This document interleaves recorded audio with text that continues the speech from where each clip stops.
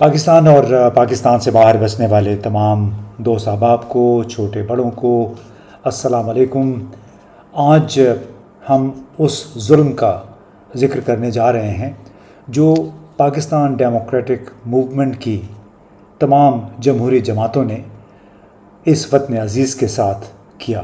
وہ بڑا فراڈ جو 16 ماہ کے دوران ہم نے دیکھا، اور اس دوران پاکستان کے قرضوں میں، پاکستان کے مسائل میں کس قدر اضافہ ہوا، تھوڑی سی ایک جھلک آپ کو دکھا رہے ہیں کہ انہوں نے 16 ماہ میں قوم کو کس طرح لوٹا، کس طرح معیشت کا بیڑا غرق کیا۔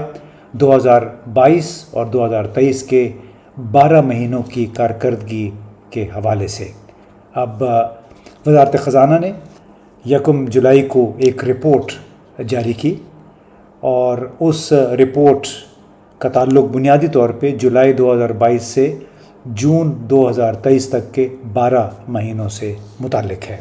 اس کو کہتے ہیں summary of consolidated federal and provincial fiscal operations, یعنی یہ ایک خلاصہ ہے قومی اور صوبائی سطح پر مالیاتی آپریشنز کی، یعنی کتنے پیسے کہاں پہ خرچ ہوئے۔ اب بڑے خوفناک اعداد و شمار ہیں اس حوالے سے۔ اب دیکھیے کہ جولائی 2022 اور جون 2023 کے درمیانی عرصے میں پاکستان کی تمام حکومتوں کی کل آمدنی 9,063 ارب روپے تھی، مگر اس عرصے میں اخراجات 16,000 ارب روپے سے بھی زیادہ تھے۔ اندازہ لگائیے کہ ہم کما رہے ہیں 9,630 ارب اور اخراجات ہمارے ہیں 16,000 ارب سے بھی زیادہ۔ اب پاکستان کے قرضوں کی واپسی، یعنی سود کی ادائیگی، اصل زر کی ادائیگی کے لیے حکومت کو 5,830 ارب درکار تھے، اور وفاقی حکومت نے صوبوں کو نیشنل فائنانس کمیشن کے تحت 57% وسائل کی ادائیگی کی۔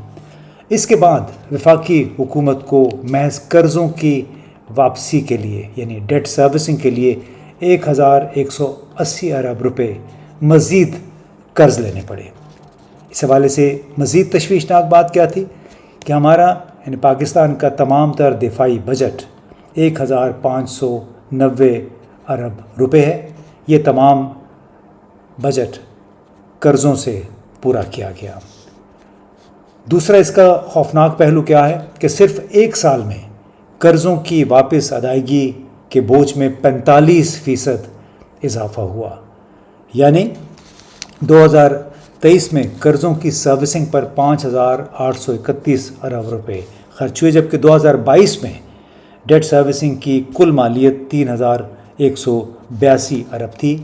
حالانکہ پی ڈی ایم کی تمام جماعتوں، خاص طور پہ پی ایم ایل این والے تو بار بار یہ الزام لگاتے رہے کہ پی ٹی آئی کے دور حکومت میں عمران خان کی حکومت نے بیڑا غرق کر دیا ہے، ریکارڈ قرضے لیے ہیں۔ حالانکہ اس حکومت نے 44 مہینے میں جتنے قرضے لیے،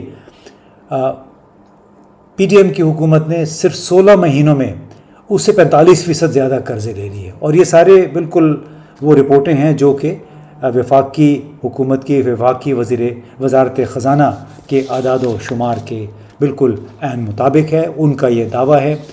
اب یہ پیسے کہاں جاتے ہیں؟ کیوں اتنے قرضے لینے پڑے؟ شہباز شریف، کابینہ، وہ تو تمام اخراجات اس طرح ان کے چلتے رہے گویا پاکستان میں سونے کی کانیں ہیں اور ڈالروں کی بارش ہو رہی ہے۔ بلاول بھٹو، شہباز شریف اور ہمارے فوج کے سربراہ نے کئی غیر ملکی دورے کیے۔ صرف بلاول بھٹو اور شہباز شریف نے مل کے 120 کے قریب غیر ملکی دورے کیے۔ اس میں بلاول بھٹو صاحب کا یہ کہنا تھا کہ کئی دوروں کے لیے ٹکٹ میں نے اپنے پیسوں سے خریدے، لیکن یہ کوئی جسٹیفیکیشن نہیں ہے۔ جب آپ کسی ملک کے وزیر خارجہ ہیں تو پھر آپ کا کام ہے ملک کی خدمت کرنا، اپنی پبلک ریلیشننگ یعنی پی آر ایکسرسائز نہیں کرنی ہے۔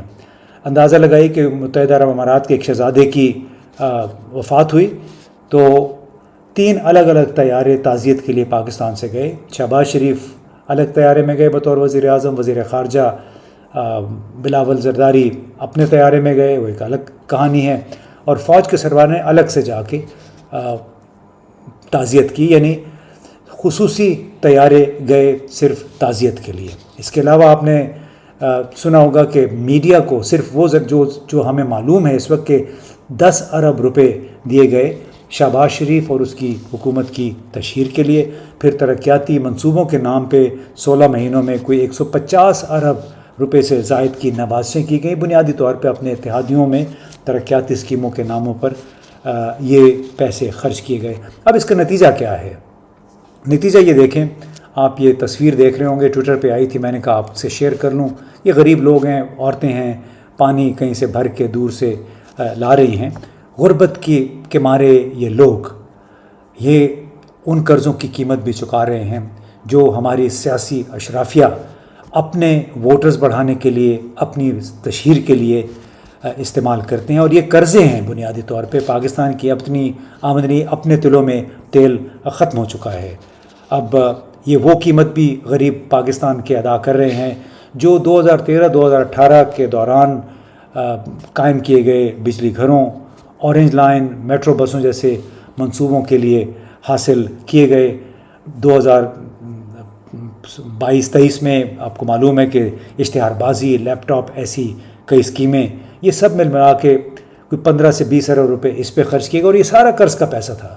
یعنی ان لوگوں نے یہ پیسہ اس طرح یہ بہایا ہے جیسے پاکستان میں بس دولت کی ریل پیل ہے۔ حالانکہ ورلڈ بینک کی تازہ ترین رپورٹ کے مطابق پاکستان میں غربت اب 34% سے 39% تک پہنچ گئی ہے، لیکن جناب ان کو کیا ہے، ان کے تو لندن میں، دبئی میں، استنبول میں، نیو یارک میں ان کے اثاثے بھی ادھر ہی ہیں، یہ خود بھی وہیں رہتے ہیں زیادہ تر۔ اب بجلی میں ایک اور ٹیکہ لگنے والا ہے، یعنی 3.5 روپے کا اضافہ نیپرا نے منظور کیا ہے، اور حکومت ظاہر ہے اس کو قبول ہی کرے گی۔ حال ہی میں آپ کو معلوم ہے پیٹرول کی قیمتوں میں 26 روپے کا اضافہ کیا گیا تھا۔ یہ تمام تر ٹیکے جو عوام کو لگ رہے ہیں بنیادی طور پہ IMF کی شرائط پوری کرنے کے لیے۔ صرف بجلی کی قیمتوں میں تازہ ترین جب 3.5 روپے کا اگر اضافہ ہو گیا تو 250 ارب روپے حکومت کو حاصل ہوں گے۔ اس کے علاوہ پاکستان کی جو صرف سرکاری پینشنز ہیں، وہ کوئی سول ملٹری پینشنز، وہ بھی اس وقت کوئی 800 ارب روپے سے زیادہ ہو چکی ہیں۔ اب اس کا ایک دلچسپ پہلو یہ تھا کہ خواجہ آصف صاحب نے، جو سابقہ ہمارے وزیر دفاع ہیں، ایک ٹی وی پروگرام میں یہ کہا کہ ملک بھر میں سول اور ملٹری جو عمرا ہیں، یعنی ہمارے حکام ہیں، ان کے لیے کوئی 200 گولف کورسز اس وقت سرکاری زمینوں پہ قائم ہے۔ صرف لاہور میں ایک گولف کورس جو ہے وہ 1500 کنال پہ قائم ہے، اور اس کا کرایہ محض 5000 روپے ماہانہ ہے۔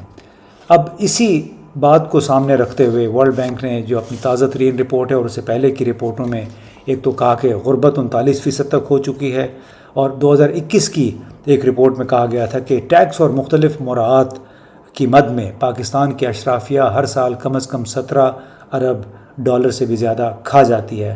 یعنی اس کو آپ سبسڈی کہہ لیں، اس کو ٹیکس مراعات کہہ لیں، کنسیشنز کہہ لیں، اس کی مد میں کم از کم 17 ارب ڈالر یہ لوگ کھا جاتے ہیں۔ خوش پھر بھی نہیں ہوتے، اور ہر وقت رونا روتے ہیں کہ ہمارے حالات بڑے خراب ہیں۔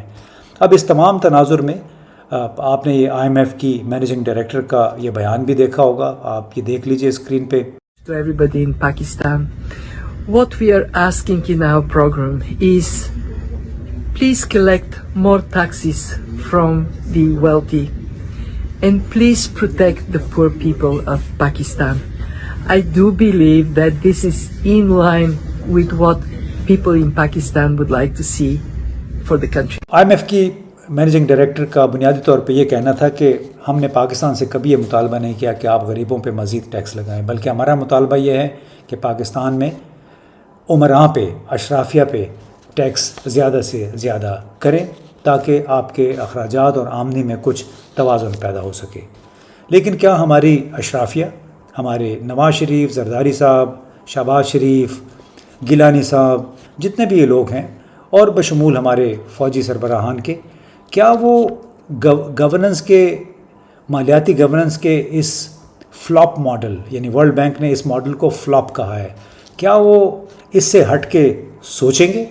کیا وہ اگر انہوں نے یہی ماڈل اپنانا ہے، یعنی سرکاری وسائل کی لوٹ کھسوٹ، زمینوں اور قرضوں کی اپنے پسندیدہ افراد اور گروہوں میں تقسیم، تو پھر اسپیشل انویسٹمنٹ فیسیلیٹیشن کونسل یا بورڈ آف انویسٹمنٹ یا فوج کے سربراہ جو وعدے کر رہے ہیں کہ غیر ملکی سرمایہ کاری پاکستان میں آئے گی، وہ کیسے یہ خواب تمام پورے ہو سکیں گے؟ اور انہی لوگوں نے اگر واپس حکمرانی کرنی ہے، اسی مائنڈ سیٹ کے ساتھ کرنی ہے، تو پھر پاکستان میں اقتصادی ترقی کا خواب محض خواب ہی رہے گا، اور اس سے زیادہ میرا خیال ہے ایک لالی پاپ ہمیں ملتے رہیں گے پاکستان کے غریب عوام کو، لیکن حقیقی ترقی اس وقت تک نہیں ہو سکے گی جب تک ورلڈ بینک اور کئی ماہرین اقتصادیات کی سفارشات کے مطابق مالیاتی گورننس کے نظام کو مکمل طور پہ ری اسٹرکچر نہ کیا جائے۔